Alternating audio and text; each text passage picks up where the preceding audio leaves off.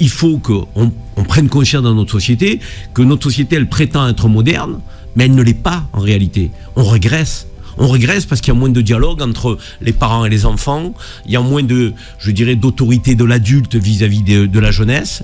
On voit des jeunes aujourd'hui qui n'acceptent pas l'autorité, qui tout de suite veulent se confronter et aller à la confrontation physique. Parfois, on a vu des scènes, et là encore une fois, ça n'est pas appartenir à un quartier en particulier ou à une origine en particulier. Donc, on a des jeunes de tous horizons, de toutes catégories socio-professionnelles, de tout type de territoire, de grandes villes, de petites villes, de villages, qui peuvent avoir des comportements d'une violence inouïe. Ça doit nous interroger.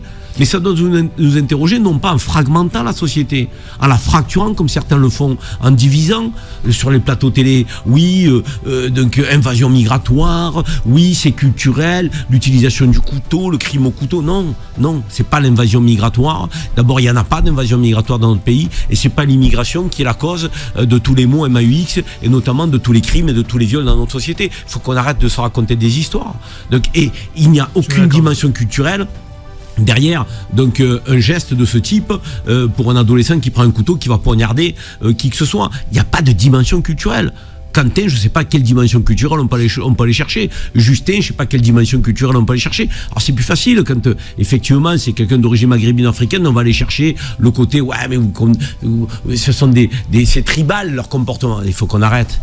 Qu'on arrête de se laisser insulter là, je veux dire, à un moment donné. Il faut qu'on analyse les choses sérieusement, donc avec lucidité, discernement. Il faut que la société se réveille, il faut qu'il y ait un sursaut, il faut que les adultes reprennent la main dans le domaine éducatif avec une autorité, l'autorité des parents, l'autorité du maître à l'école, l'autorité de l'éducateur sportif, du responsable du centre social, s'il y a un centre social. En fait, il faut qu'à un moment on assume qu'il faut poser un cadre pour les jeunes.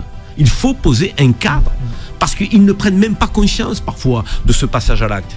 Il devient banalisé. Cet acte de violence se banalise. C'est inquiétant. Quand le procureur de la République fait la conférence de presse et il dit qu'en garde à vue, le jeune Quentin de 14 ans dit ne pas avoir de regrets. Mais je ne sais pas si on se rend compte. Il a planté la jeune mère de famille, Mélanie, 31 ans, de plusieurs coups de couteau. Et il y avait des gendarmes devant l'école. Heureusement, parce que s'il n'y a pas de gendarmes, peut-être qu'il en plante 2, 3, 4, il fait un carnage.